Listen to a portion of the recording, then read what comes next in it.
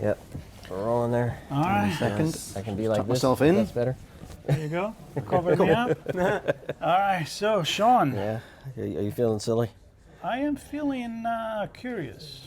I'm feeling curious. Yeah, I'm feeling curious. I'm happy to be in London. I'm always happy to be in London for many reasons, which we discussed in a short podcast that we just We did do that. Sitting on the grass in Hyde Park. Right. That was cool. The grass was dry. That was nice. Yeah, it wasn't, You raining. sat on your, So, as I said in the other podcast with Rob Black, I'm really disappointed by the weather in London. It's not raining. I know. We're actually having What's wrong with you quite a guys? nice summer. We had some yesterday. We got a rain in for this week yesterday. We got a little bit. But look what we got. I know. Jeff, it's good to see you. Yeah, Jeff it's White, good to be the one here. and only. Yeah. Author, podcaster, documentarian, many things. Many Journalist. Yes. Jack of all trades. Yeah, the last time we talked to each other was 2 years ago, 1 year and a half ago, RSA RSA. conference, and we had a really good chat about your book at the time, but also the Lazarus Effect, the one before, and honestly, we have no agenda here. So how about a few words about who you are, just for the few people that don't know who Sure. you are, and then what you're up to these days. So I'm Jeff White. I'm an author and investigative journalist, and what I cover generally is organised crime and technology.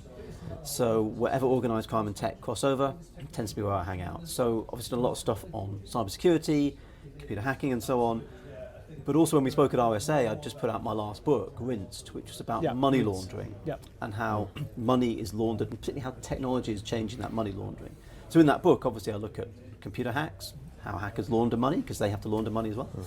But I also looked at how drug dealers and fraud rings and child sexual abuse networks and prostitution rings also launder their own money. So it's kind of looking at how tech's changing that sort of criminal world.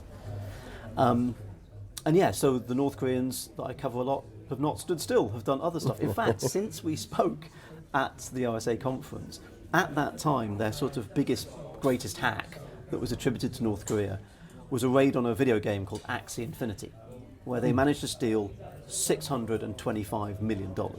Huge quantity of money. They took that money, by the way, in 1 minute 55 seconds. That's how long it took them to transfer the money out. You compare that with the old diamond heists and bank robberies where you have to load the van with all the banknotes. 2 minutes to steal $500 million. And I thought this was an amazing story, and I thought, well, this is the showstopper, Since we spoke at RSA, they've gone on to do another hack where they stole $1.5 billion. I think that took about 8 minutes to transfer the money out. Wow. So again, you can see this. I try and explain to people, if your company had revenue growth of over that level, if you went from 625 million to 1.5 billion in 2 years, you'd be cheering from the rafters. It'd be fantastic. So the North Koreans do seem to be absolutely pumping at the moment. It's really fascinating. You know what's fascinating is I always think in metaphor, or I make weird connection with movies in my head, and I am envisioning the bank robberies, right? And you mentioned it. How many things could go wrong? Maybe you got a flat tire. Maybe there is an accident. Whatever can happen, right? And it take time. Maybe there is a car chase. And here you're talking about 1 minute and a few seconds to just siphon out everything. Yeah. The disadvantage to the modern way of doing it is that in the old days, if you stole banknotes or gold bullion, well, that's generally sort of anonymous. Yes, you can trace the bank numbers, the serial numbers on the banknotes, but the gold, you can melt the gold down and sell it. The banknotes, you can run them through tills and so on. Right. So yes, getting hold of the actual physical money in those cases is really difficult. But once you've got that, laundering it, spending it, not quite so difficult. These days, if you steal cryptocurrency, which the Bybit hack, Axie Infinity, a lot of these hacks, it's all crypto. The problem, as you'll know, is you can trace cryptocurrency. Right, it's transaction traceable. So that's why the money laundering piece is so important. Right. Why I really want to focus on that is because, okay, the crime might be easier in some ways, but the laundering bit is really hard. So that's why I want to look at that technology laundering bit as a subject. So how do you go about that? As much as you can share. You have an idea? No. As in, how do you launder money, or how do you? No. how do How do you go about your research? Yeah. Because you're looking and connected to things that Yeah. people don't want you to be looking at and connected to. This is true. Look, I'll be completely honest about this. There are investigative journalists who do way better work than I do as an investigator. You know, people like Brian Krebs, Andy Greenberg at Wired. You know, these people do really, really, really fantastic stuff. Joseph Cox as well. You know, I think it's 404 Media. His company he works for now. Really, really great. A lot of the stuff I cover, frankly, it's in legal documents. These people have been caught, convicted, and so on. The problem is, the hack happens, and there's a big headline. Oh my gosh, there's been a hack. And then maybe a year, 2 years, sometimes several years later, they finally catch the person, they indict them, they convict them, and it all comes out in legal documents, which of course are written by lawyers. So they are the most boring documents ever. So my job basically is to not necessarily cover the hack as it happens on the exploding news spectrum, but try and keep an eye on it. Go, okay, have we got the full story here? Can I tell the whole story from what happened all the way through to the end? And can I go through these legal documents and actually turn the legal language into a compelling story? Legal documents, you have to read them 3 times, right? First time, just to make sense of what the hell's going on. Second time, you start going, oh, right, so that person did that and that person did that. Right. And then the third time, you go through and you're like, right, here's the story I'm going to put together as a story. So turning a legal document into a story, the story's there, all the facts are there, the details there. You just have to dig. Because, of course, the lawyers aren't writing books and doing publishing. And connect the dots time-wise and relationships. Precisely so. Yeah. And you're looking for those stories that you can tell over a long period of time and you can really unwrap it for people. Again, I just worry with a lot of cybercrime that the public see, oh my God, there's been a hack, and then the news vanishes and we move on. Right. And it doesn't really do the public a great service, that. I think we need to do a better job at explaining this stuff. And that's what things like books and podcasts can do. They can really take a long perspective on this. I mean, in the UK, we've had these ransomware attacks recently. Right. Marks and Spencer's, Co-op. People I'm talking to, you know, my mum and her friends and so on, they're saying, well, how does this work? Who's behind? They've got all these questions. Because, of course, they've heard the headline on the news about, you know, shops being attacked. But nobody sort of sat them down and explained to them in a way they can absorb and actually enjoy as to how this thing works, how it all happens. Yeah. It's interesting because we had yesterday William Line, yeah. William Line from the National Security Agency. Oh yes, yeah. He's in charge of the cybersecurity, and yes. we talked about ransomware. Yeah, Go figure. Yeah. Well, actually, so Will Line at the National Crime Agency, I think his role's slightly changed now, but the last time I spoke to him, there was an amazing operation that the National Crime Agency did, which was looking at ransomware and again how the money was laundered. It was an astonishing investigation. Because they started tracking where does this cryptocurrency go once you've ransomwared somebody and they've paid the ransom. And they managed to work out that it was going into all of these sort of Russian companies, these Russian businesses. They started mapping out these Russian businesses, run by a sort of Russian couple, quite a glamorous Russian couple. But so that's how, you know, if you're a ransomware guy and you've got a ransom, it's in Bitcoin, you just hand over your Bitcoin to these guys, these Russian business people, and they will just give you Russian rubles in return. Well done. As a ransomware person, you buy your Lamborghini or whatever. Yep. But that just transfers the problem down the line. Those Russian business people, Katerina Zdanova is one of the women who's incriminated in this.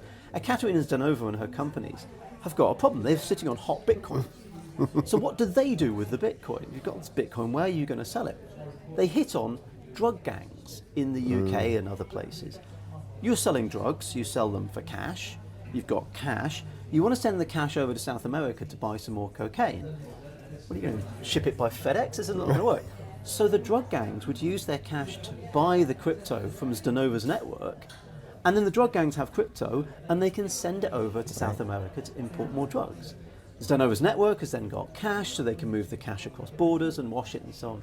So you've got this amazing picture where people have this idea of, oh, well, drug dealers and cyber criminals, you know, they're not in the same world. No, they absolutely are, and they're connected by this money laundering network. Amazing investigation, really amazing investigation. Here's my question about it. It's almost like you move it from one hand to another, then you don't have it anymore. You're kind of like, you're clean, but you didn't melt the gold. No. The trace is still somewhere, right? Yeah. Somewhere is still holding the hot. Yes. So there's two answers to that. There's two answers to that. If you want the modern equivalent of melting gold, it would be a cryptocurrency mixer, which basically you put your cryptocurrency in, and everybody puts their crypto in, and it mixes it all together and then spits it out to a fresh wallet address. So the cops can see the money going in but then it's a black box and they can't connect it to the money going out. She's a blender. Blender. Effectively a blender. In fact, one of them was called Blender. That was its name. Oh, So I thought I was onto something. That's your gold melter. The other option, that's one way of going. The problem is the US government's been going after these mixers and shutting them down and so on. The other option is you take the money to legitimate exchanges. You try and get it through banks, you try and get it through shops, you try and get it through cryptocurrency exchanges like Kraken and Binance.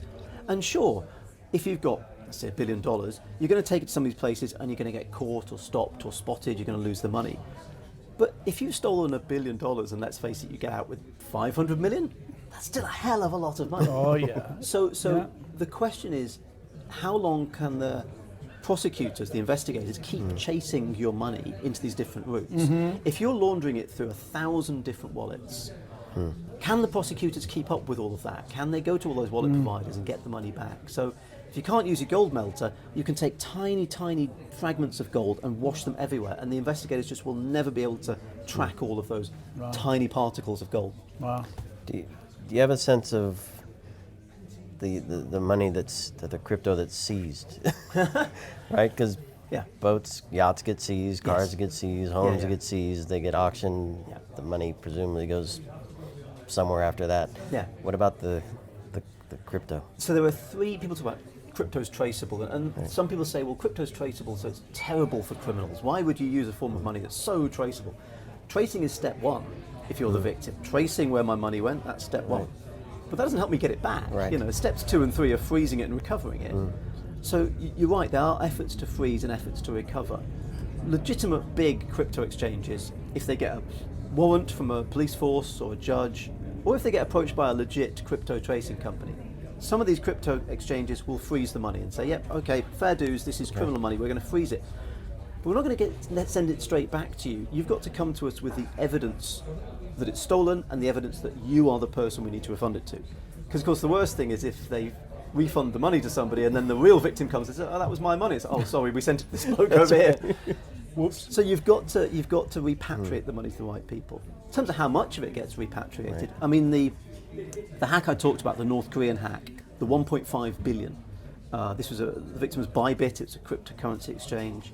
Of that, I think the last I heard was something like 300 million had been recovered. So, because there was a whole vigilante exercise of have a go crypto tracers who went, oh, I found some here and I found some there, and they managed to get it back. But that still leaves potentially 1.2 billion out there in the wild. a lot. And increasingly that money is now just dark, it's gone dark, you can't find it.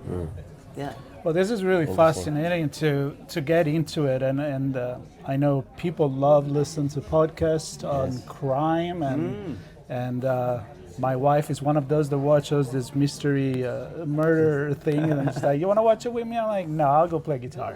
That's okay." But a lot of people love it, and I know you do podcasts, of course, and you mentioned a documentary on ransomware. Yeah. Now, is the purpose of that to try to educate people into what ransomware is? Yeah, exactly. I mean, there was a BBC documentary. It was called From Russia to Redcar. Russia, you obviously know. Redcar, you might not. It's an area of the northeast of England. Redcar and Cleveland Council, to give it its proper name, was attacked by ransomware gangs in, I think, 2021. And it caused havoc, like absolute havoc. They went back to paper and pen, like nothing worked, none of the computers worked. The reason hitting councils is a real problem is because, you know, your local council, they do the dustbins and the libraries, but they also do child protection. So if a child is in danger and they're put into a safe house or a foster family, that's handled. All that stuff went down. All of it went down. So, you know, really critical emergency services went down. So we did this whole documentary about how the Redcar and Cleveland Council attack happened. As part of this, we wanted to speak to some of these ransomware gangs. Now, ransomware is fascinating for many reasons. One of the reasons it's fascinating is because the criminals involved in ransomware actually want to talk to the press, unlike a lot of criminals.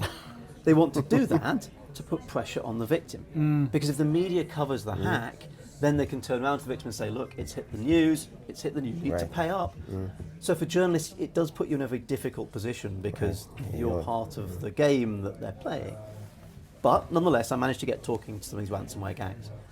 And then the documentary makers said, well, we want a video. We want to interview them on video. So that's never going to happen. They just don't do that. But sure enough, one of the gangs, a gang called Chillin, who hit an NHS provider last year, agreed to do a video interview. Wow. So they were going to do it anonymously in a mask and a hoodie, which immediately journalistically causes problems. Anonymous interviews are not something that journalists like to do. I mean, if somebody's on camera, I want them to show themselves. I'm showing myself. But the only way was if they did it anonymously. Yeah. Okay, so we cleared that with the BBC. The guy comes on, he's got the mask and the hoodie and gloves. He's wearing gloves as well, smart.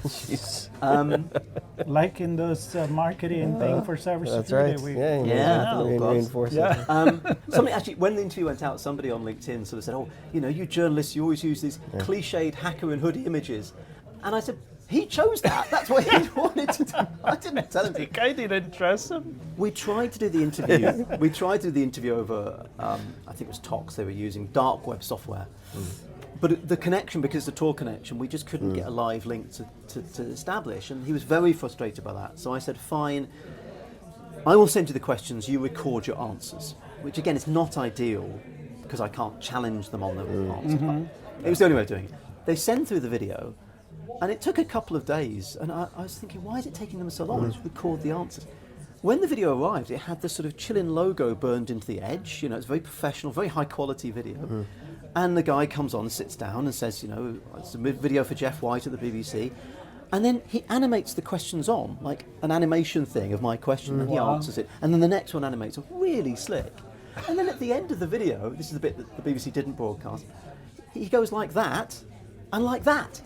And I was like, what I found that really intriguing, of like, what a strange thing to do at the end of the interview. But then I realised that if you think about that, if you think about being an extortionist, right, on the one hand, you've got to hate your victim enough that you want to blackmail them, right? That's what ransomware is, blackmail is. Yeah, and to blackmail somebody, that's you've got to like not care about them.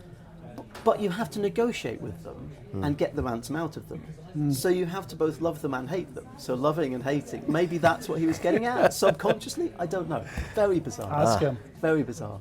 You I should go ask back him, and get in touch. Yeah. That'd be interesting. Wow.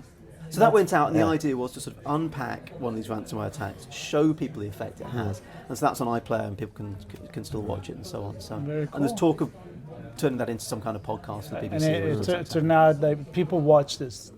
Yeah. Very cool. The thing about the TV documentaries, you've got half an hour. Inevitably, you just can't explain stuff really properly. You can't go into all of the little nooks and crannies of it. The whole issue about how we as journalists deal with this, that just doesn't really become part of a half-hour programme on TV. Right. Quite shallow.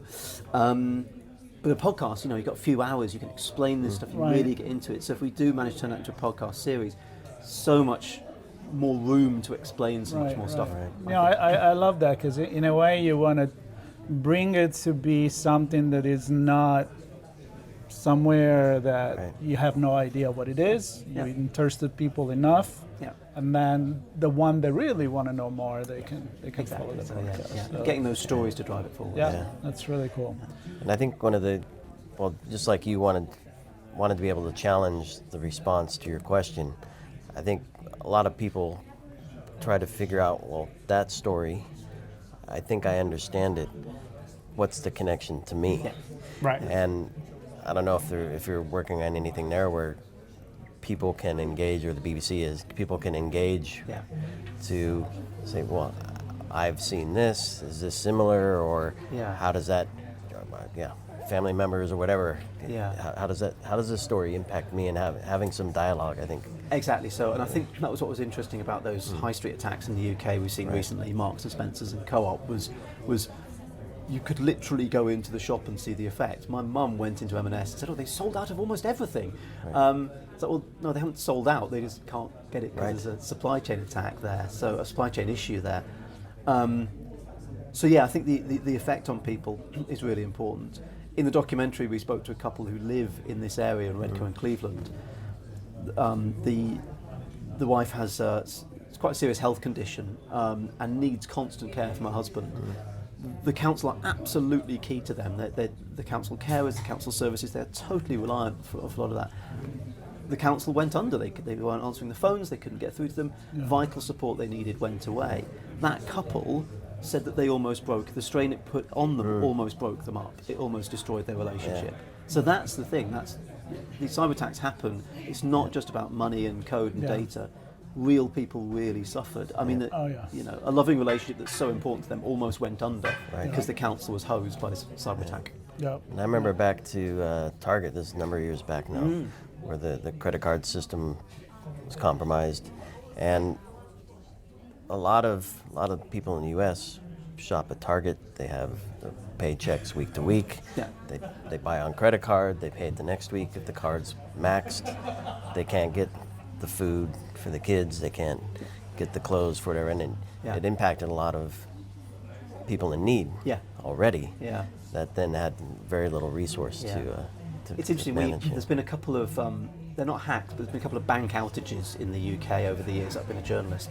I think from talking to people who work inside bank IT, not the security side, but the IT departments in banks, it is slightly terrifying that these banks are processing just so many transactions, and the software it's all built on is aging software, and it does occasionally fall over, and it's kind of held together with string and rubber bands. Right. This stuff. You know?